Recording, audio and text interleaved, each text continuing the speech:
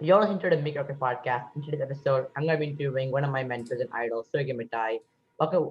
Thanks for joining me on the show today. Do you want to introduce yourself, Sergio? Yeah. Hi, everybody. I'm Sergio Mattei. I'm the founder of Makerlog, which is a community of over 7,000 software developers and makers building great things together. And I'm really happy to be on this episode. It's awesome. All right. So I want to say I had the pleasure to have you on the show today. I've been on Makerlog for 2 years, and I've enjoyed every aspect of the community, and it's helped me make it rocket. Do it's actually it's the only reason I own Make It Rocket, and I think without Make It Rocket, I don't think our Make It Rocket would even be existing. So I want to thank you for that first of all, I'm and really happy to hear that. I'm excited to finally have this interview. It's been oh it's gonna be a wonderful experience. Okay, so I want to know more about MakerLog. Can you tell me more about what MakerLog's mission is? Right. So Makerlog basically started a lot. I think the best way to discuss the mission of Makerlog is by going on to how it started, right? So Yeah. um, I'm going to take you back to 2017. I was in high school. I was finishing high school. And in a nutshell, I kind of felt I was coming right off from a big Microsoft competition that I managed to enter with this project called Tailship. And I kind of had no idea what to do next, right? So I had been a maker all my entire life. I didn't quite identify as a maker because I didn't know the maker concept itself existed. I didn't know there was a community of people who did this. I grew up in a town in Puerto Rico que se llama Caguas, in Puerto Rico, called Caguas. And excuse my Spanglish. And I didn't really, I've never known a startup community ever since I was a kid. I had been in web development communities, but nowhere that I would find that people who enjoyed the same things that I did, which was the intersection between software development and business. So Yeah, right. So I'm sorry. I'm so sorry. Continue. no worries, man. So in a nutshell, I was coming off this, I was really bored and I was like, what do I do next? So one day I was just browsing on Product Hunt and I saw this product by a maker called Peter Levels. Big fan of Peter Levels. He's a big influencer in the maker community. Right. So I see a launch from him on Product Hunt, and I kind of start, looking into his profile because it was a really interesting launch. I go to his Twitter, and I find something about a maker community, right? And that's basically how I discovered that the maker community was a thing.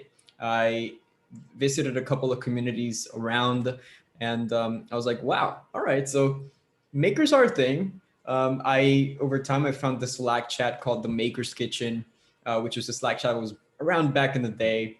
I So I remember that. joined. Yeah, Yeah, I right. remember that. Yeah, I remember that. It was nice. It was like a small It, community, well, not somewhat small, and it was nice. it was I really never, nice. yeah, I never got on it, but when I found out about it, it was like gone. So sadly, yeah, you were saying. I'm so sorry. I'm sorry. Continue. Don't worry about it. Don't worry about it. And you're completely right. It was a really cool, tiny piece of the internet on Slack. There were a lot of interesting people there. I remember Ethan, the maker of One Feed, also known as Bully Goosh. He was on there. That's how I met Ethan long time ago.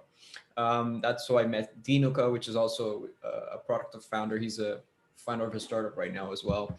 Lots of people from the community that are the old timers of the maker community. So I entered that chat, and I started meeting people, and that's how I discovered the maker community. That's where Makerlog started.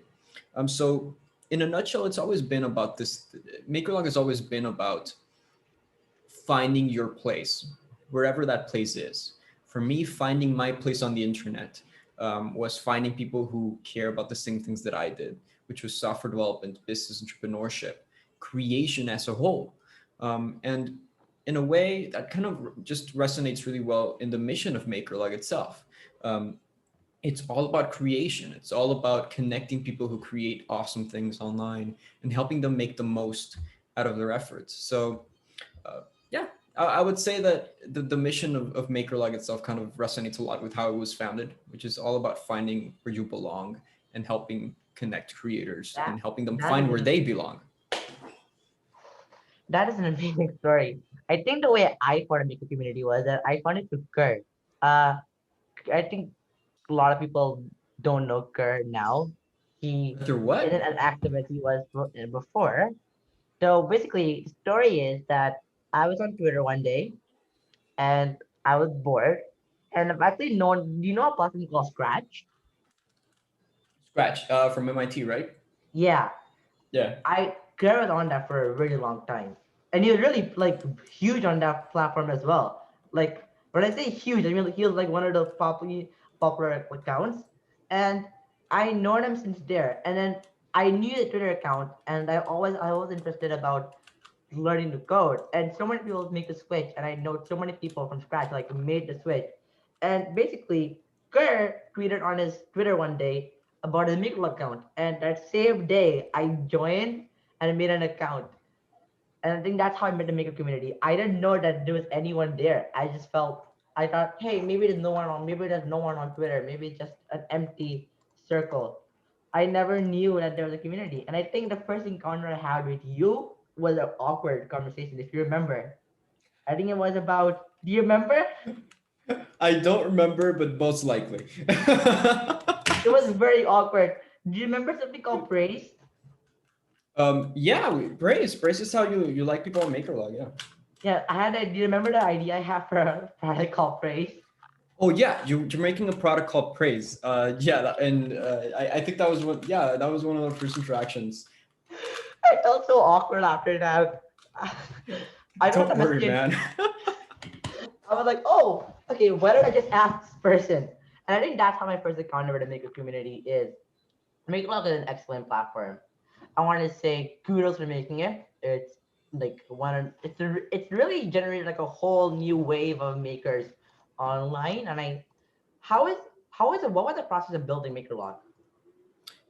The process of building Makerlog is was actually very interesting.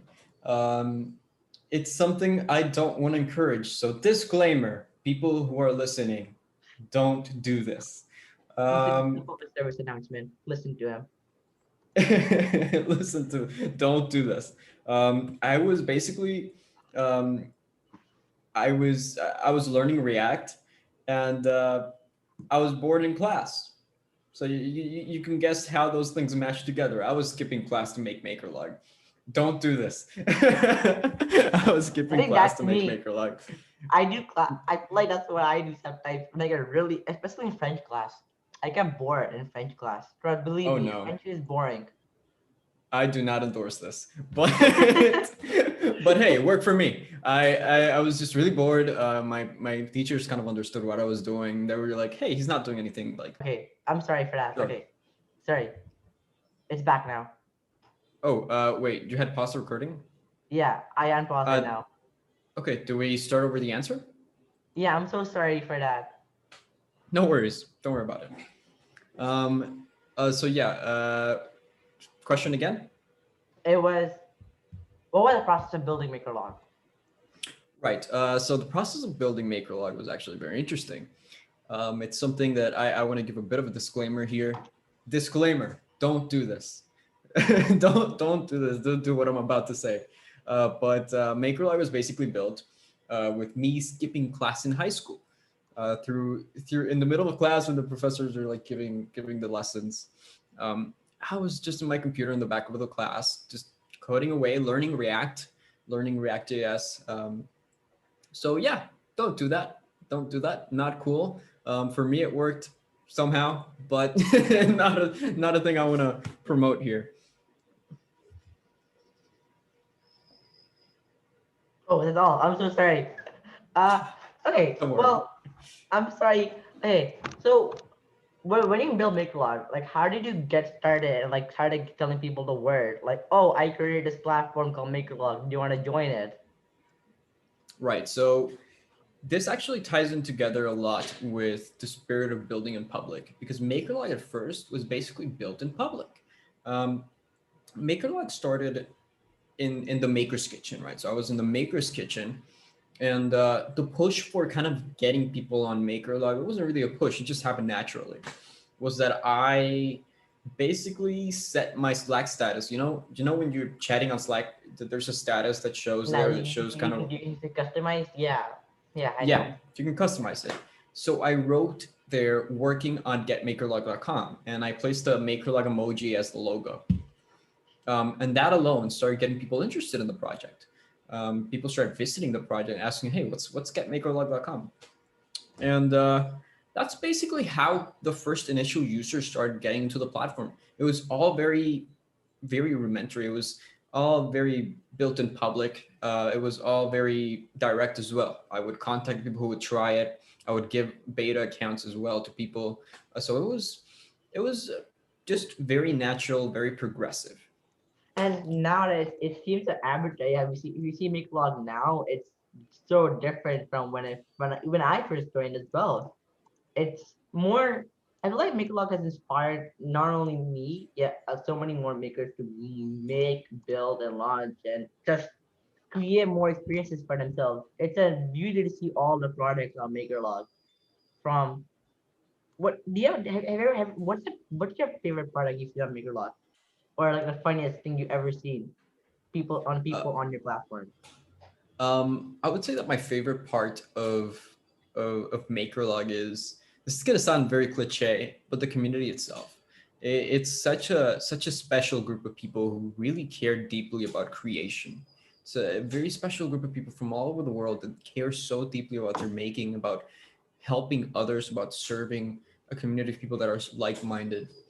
So I would say that my favorite thing about Makerlog is the people. I've met some amazing people. I've had amazing conversations. I've had the best mentorship, the best people helping me on things, and it's a community that's really focused on service, and it's the most beautiful thing there is. And I think that's really nice. Like I can think for my own self as well. I keep on thinking for myself, yet though I think if other people hear as well, sadly, I think they'll say the same thing. The conversation I make on the Telegram and Slack are just it's so fun to talk to people and make a community, and it feels what you've done. I keep on complimenting you. I'm so sorry, but it really I can go for hours because the way you make a lot is amazing. And this question I had in mind for a while is how did you build the Microlab community? A lot of people when they start building businesses or blogs, the community is an important part. It's also really difficult to build a community. How did you build that community for Microlog? I think it all came from. I know that this is kind of a cliche thing as well to say. A lot of people say it, but I think it all really came from a place of passion, from deeply caring about the community, about the problem that Makerlog solves, and uh, the community that Makerlog is for. And I think that's one of the most important things. If you care deeply about a problem, if you care deeply about a topic or a community, or something you do, anything, building a community is relatively easy. It just it no, I wouldn't say easy. It's not easy. It's natural. It flows naturally. It feels like um, you're retweeting maker achievements, for example. When a maker achieves something, that's really fun to retweet. That's really fun to expose, simply because it's really awesome to see the community grow and prosper. It's something that you really care about, and that's how Makerlog was built. Makerlog was built by just caring deeply about everybody in the community, by retweeting those achievements, by helping people out, by service, through the spirit of service. Um, and I also think that that really reflected very well in the community culture. And that's something that's very underrated as well and very important. That something that was kind of cool about Makerlog is that since it started with a spirit of service, it started with a spirit of passion towards creation. The community of the culture of the community reflects that very well. It's deeply ingrained within the culture of the community and how people interact between each other. So it's I would say passion, caring about makers, and uh, caring about the problem is what makes a solid community and a solid cultural background for a community. I think that's really interesting since I've seen the Microlog community grow so much in the past 2 years, and not by years I mean 2 years, and I feel the I think the best part that people make more natural and is that you are the way that Makerlog is on Twitter. I think Twitter is one of the ways that Makerlog is really different than other communities and other projects, since it just makes the way I think we retweeted, and I think that's what makes I think that what makes Makerlog special is that the way that you are to you engage with your audience and you actually treat your audience as humans. I think that's the best part about the Mikolog community and then other communities online. That's a big part of the company culture as well that I try to push, especially with my co-founder. I am always very human slash vulnerability slash transparency first. I care about honesty and being direct to our users because I think that's the most important, valuable thing there is. We live in a world of we live in a world of BS. So honesty, and people who are vulnerable online are such an important thing. That's something I always try to push in the maker community per se. If there's a competitive advantage you can absolutely grab onto, it's just being a human on the internet because people are very afraid of vulnerability. And And if you can nail that, if you can become vulnerable and expose yourself even during the difficult moments, that's very valuable. that's that's an amazing that's an amazing response. I really agree with that. Like today's internet is so mainstreamed and there's so many different politics and I don't want to talk about it on the podcast. So there's so many everything going on. I think make fog is all it's just it feels like a safe zone. Like you can I think that's you need to actually be with your community and not be like that. And I think that's what made Megalog so special. I'm sorry, I forgot a word. I can't remember a single word. Though No worries about and, it, man. and Totally so fine. I wanna ask you a few free form questions before I go back to the Megalog question. So what is your favorite drink? My favorite drink. This is an easy question for anybody who knows me on Twitter. Water. Drink water. Water is awesome. I was gonna guess you're gonna say that. I was just waiting for you to say that. All right. Coffee or tea? Coffee or tea? Honestly, I've tried to get into tea, but so far the tea that I've tried is basically the kind of regular Lipton tea that you can buy in stores. Funnily enough, I was having a conversation with a community member called Alex Hayworth. Shout out to Alex about this the other day. He's a bit of a tea expert, and he's like, "Hey, if you need some tea advice, hit me up." And he Oh, DM'd me with a bunch of tea recommendations from like really high quality leaves and whatnot. And I was like, wow, I'm finally gonna get into tea. But the answer to that question is coffee. I I'm like black gonna coffee. I'm gonna give you a recommendation. So I love tea. Tea is one of my favorite. I'm not an expert, but I really love tea. And one of my favorite tea is jasmine green tea. It's this tea made of jasmine leaf. And I'm gonna take notes here. I'm gonna leave it Uh, at that. It's from a company called David's Tea. David's Tea. It's a really nice company. I don't know if they ship to Puerto Rico, but they should have. But I'm pretty sure you can find it somewhere in Puerto Rico. It's does it have caffeine? some of them do and some of them don't. Right. They have choices. I'm Yeah. I'm a bit of a tea noob here. But it's something interesting because I was just discussing about this with Alex as well. I'm kind Yeah. of looking into replacing my coffee intake with some sort of tea, just for the sake of doing it.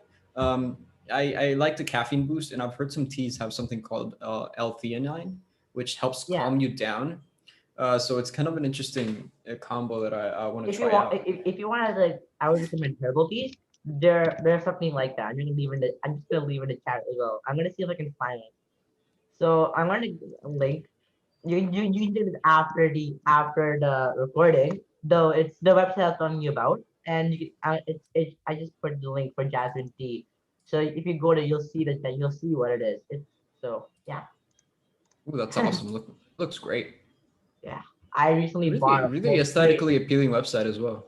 Yeah, Looks it's a really nice. beautiful website. It's a Canadian company, so though they ship to other countries, it just I actually recently bought a whole crate of tea from them. So interesting enough, it's really nice. They have a huge array, and I feel like they're sponsoring this company, but I'm really not. I I think I want to get a sampler of sorts because I'm kind of new to it. Maybe Yeah, I'll buy some sort of samplers. yeah. Let me know how you what it is. So let me know what you think about it. For sure. I've been Yeah. wanting to get into tea for so long, so definitely getting some sort of sampler to be able to try out a lot of teas at home. Because there's something that I really like. There's a big tea community. A lot of Mhm. people who see tea as a bit of an art form, and it's such an interesting thing that I kind of want to get into because I like that kind of thing. I'm really into liking things as an art form. For example, lots of people there's a vinyl community on for music lovers, right? There's people Mhm. who Yeah. really see vinyl as an art form, and it's such a great appeal as a bit of a hobby. That Have you seen my Makerlog profile in a while? I'm gonna put the recording back here now. Have you, so basically, I'm just gonna have I just put it in the chat so it's easier for you to click the link if you're searching for it. Uh, I have so many side projects that a lot of sites that I've never completed, and I think I feel bad though for the record Makerlog has. That every 2 months I make a huge list of products and I keep on deleting them. Uh, so I started writing a story and I never finished that. I started uh a Chrome web store alternative and I never finished that. I started I started a website to help. Do you remember Simple Fee? yes, I remember it was a Chrome extension, right? No, that was the first version of it. And then the second version was Right. a news website that blocked out politics. So I spent time on that, but then I learned that nobody wanted to have another news website. So there's so many products I never completed. I think Makerlog is helped me it make me feel to make so many products that I never completed them. So I think that's fine. I think I spent lots of time on Maker's World and Maker's Rocket. They're both the same thing, just separated because I couldn't merge the two tasks together. Though I think Maker's World and Maker's Rocket has really shown to myself that I can make something that people will love eventually, and Maker Rocket has been growing a recently. So I'm just trying to think. This is a bit off topic. I feel bad asking this podcast though. What do you think? Do you think this will audience for Maker Rocket? Wait, I want to react a little bit to what you were saying about Maker's Record and not finishing projects. Don't beat yourself up over it. If there's something that I am the master of not finishing shit. I'm the master of not finishing anything. Um, I have had a lot of side projects that I've never finished. You can check my Makerlog profile. There's Cabin, there's Inkston, there's Cowork. Cowork was finished. Cowork was shit. It just didn't work out. Yeah, well, There's I know Inkfeed. it was an interesting idea. It didn't ban. Yeah, sorry. Continue. If you want an interesting bit of content, I can tell you I've done a lot of retrospective analysis to why Cowork failed, and I can tell you there's a couple of reasons why it failed. This is going to be kind of interesting to talk about because I haven't talked about this in quite a while. But there's a couple of reasons to why it failed. First of all, it was a bit of a solution in search of a problem. It was one of those ideas that looked really good on paper. You're like, wow, this is a great idea. Then you build it and you realize this is not that great. This is not that great. Um, the other reason was it was my first time building a B2B project, right? So it wasn't consumer oriented, it was business to business, but I've only done business to consumer ever before in my life. So it's my first time. And I had the targeting wrong. Like I was, for example, the landing page it was not targeting stakeholders. It was accepting customers straight up. Like it was just a total miscalculation on how to market and target a product. Uh, and I gained a lot of wisdom from that. So I really cherished the experience. I also went through a customer discovery boot camp with Cowork. So that was a really interesting experience that changed my life. Like, I can tell you, it changed my life. So even though it was kind of a complicated time, and I had no idea what I was doing, I really cherish the experience because in retrospect, I've learned so lot and evolved so much as an entrepreneur, not just a maker, an entrepreneur, from that experience. And I know that's kind of the stereotypical thing to say. Ah, I learned a lot, but I really did learn a lot. Yeah, I think capital is an interesting idea. So on the point of side project, what we're talking about on paper, this case. So I'm gonna show you quickly for you this entire wait no I had to get my camera filter off. Give me a second. I'm so sorry. I Sure. turned the virtual background off so you can actually see this. Uh, where's my? Here we go. Oh, if you see me looking around a lot, I have TweetDeck open like right here. Yeah. No. So this entire stack of paper is product ideas. I'm Holy not joking. crap! Yeah. When I'm You've done a way better job documenting than I have, so kudos to you. no, trust me. You just but like website landing page designs, and then there's a list of Makerlog stickers. So basically, this company contacted me a while back, and it's a direct competitor to Sticker Mill, and they tried to give me oh like so many stickers. I still have these. So if anyone wants some Makerlog stickers, please let me know. I have lots of them. I really want to get rid of them. So Send some my way, man. Send some my way. I'm gonna rep them. yeah, just send me your address and I'll send you the stickers by next Oh week. yeah, hell yeah, I'm down. All right, but yeah, you've done a way better job documenting your ideas than I have. So I have a Trello board that I never update, and I get great ideas all the time. I just forget to add them. what happens when I'm really tired in the night and I have this problem, I can't sleep. So I get my paper and I start writing product ideas. So most of these ideas are actually really nice. One of them is called Biz Spaces. It's not like so it reminds me of One Feed, but it's really not. So you know how there's a huge audience for retro content? Like Spaces proved that and has shown that people still want retro audiences. So the idea is that you can create your own space for everything you love, like retro content. So they could be like tweets, videos, pictures. It's like Pinterest. Yeah, you can keep retro content. And I wanted to build it, though. I don't. The first problem is I don't think anyone will even enjoy the platform. It's a nice idea on paper, though. When you actually think about it, there's already ways for people can build that own version themselves. So Hey honestly, it's man, not really a space for that product.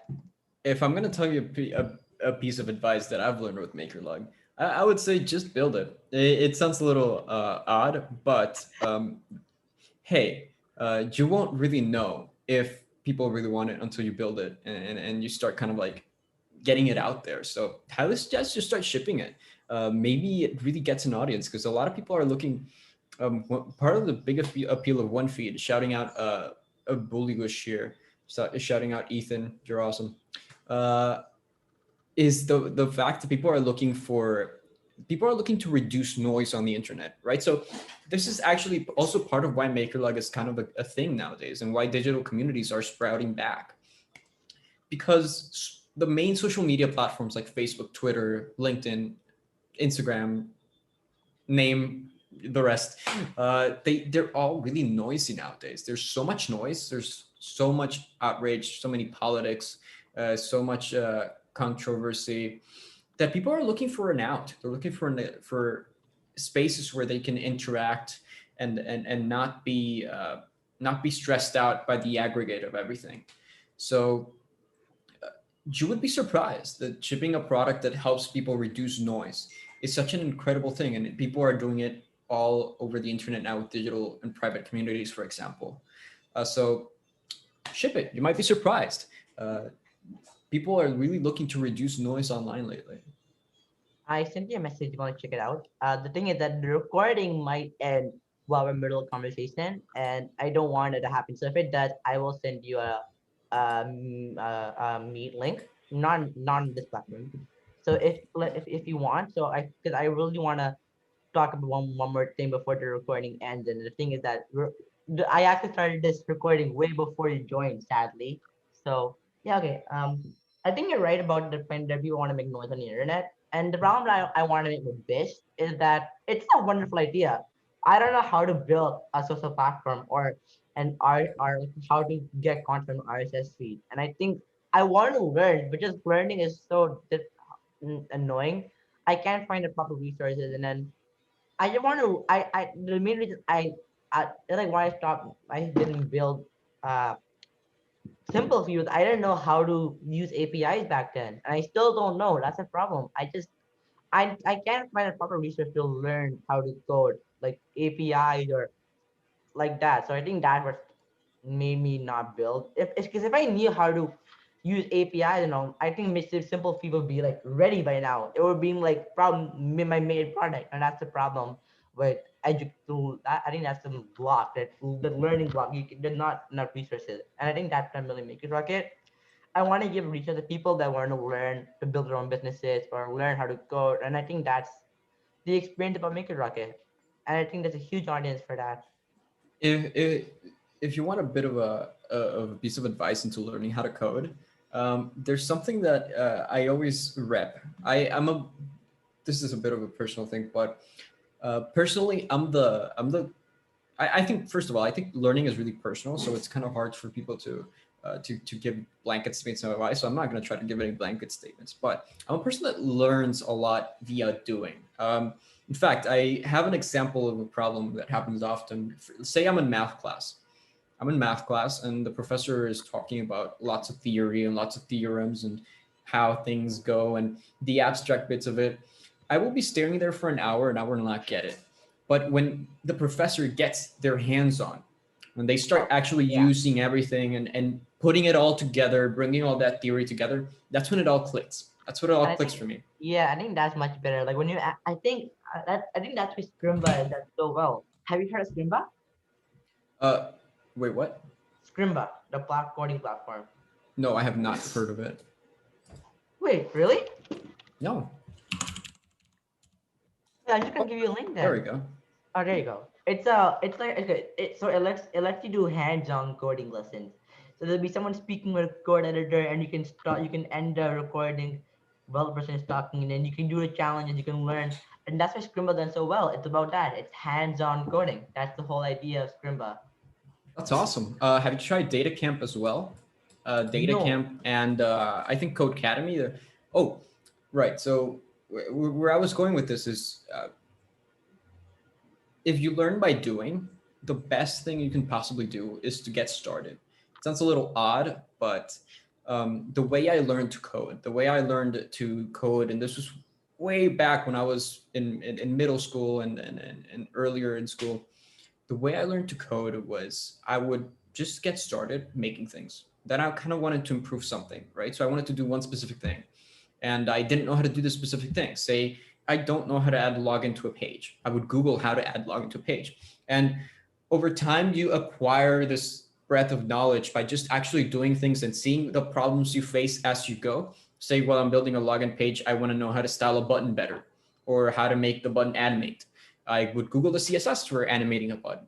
And over time, progressively, you start building that knowledge. And so, for people that learn by doing, or for the audience of this podcast, if you learn by doing, the best thing you can do is start and figure out the way. It's scary, it's very scary, but it's the best thing you can possibly do. I think that's an interesting conversation. That, and I think you're right. The best way is to learn, and I've done it as well. And I think that's how many people start out in the hackerspace. What was the first product you made in indie hackerspace? Like, how did you start as an indie hacker? My start as an indie hacker, well, this kind of goes way back. As a maker, before I was a maker per se, before I identified as a maker, but I was kind of a maker. I would make websites, right? So there was this website on webs.com that I made, which was a forum. I would make forums. So I've always kind of been into communities. I would make forums. I would make social networks. Um, it's always kind of been connected. I've always been in that space. But the first product I made in the indie hacker space, in the indie maker space as well, where I was already in the community, was just Makerlog. It was the first thing I made in the community. Actually, if you want to see my first website ever, it's still up. I remember this. You shared it with the Makerlog in Telegram. I Oh, you sent it in the shared it. chat. Thank you. It's I made this in elementary school when I was in fourth grade. Wait, really? When Yeah. I was in fourth grade, I think I was on. I was using Weebly, and oh wow, this is amazing. Wow. Wait. Okay. So I wrote this when I was 10 years old because you can see the blog posts. 2010. So 10 years old. What grade is that? You'll be in fifth grade. Fifth grade. So I was in fifth grade. When I made this, I was in fifth grade. So I was just making a thing using a website builder, customizing it, playing around with the CSS and services that were online. So this was my start. I'm surprised it's still up. I don't know how they still have it up. Honestly, I don't know how they have not deleted it. I think But Webs.com is one of the oldest web builders. It's way before Wix and way before Weebly. One of the way before oldest. Wix. Yeah. By the time that Wix got started, I remember Wix was a Flash. It was the big appeal of Wix was that it was a Flash web builder, and Hmm. that came a lot after Webs. So Okay, so this is. I was gonna ask you a question, but so I'm actually gonna. I feel. Yeah, I think my favorite website was also. I started out not on Webs. I never really because when I started out on Weebly, and I would create these small websites for my. I would create these small websites for my Okay, I'm so worried I'm gonna say this and then the recording is gonna end and then there's gonna be a blank spot. I'm so nervous. Give me a second. I'm so don't sorry. worry about it. I'm gonna Um, send I you another link. I So have to get going in like 10 minutes. yes, I know. So I'm only gonna have this like 5 minutes since this recording is about to end. I just want to say one more sentence before the recording ends. Right. Excellent. Super. So it's a meeting link and then so basically I'm gonna say this quickly. I'm gonna try and say this in the next 30 seconds. So this recording doesn't end. I started Right. out building small websites for my robotics company, right? And I loved it. I think that's what started. I would have so much I had so much fun talking to you today. And it's like near the end, I only get nervous because I don't want the recording to end mid conversation. So thanks for having me on the show today. It was so much fun. And I can't wait to talking to you in the future and having this article be published. And yeah, I'm gonna send you the recording before it's done. And yeah, and thank you so much. Absolutely. Let's take a quick picture for Twitter. I'm about to tweet this. So, quick picture for Twitter. Wait. Oh, I forgot the screenshot.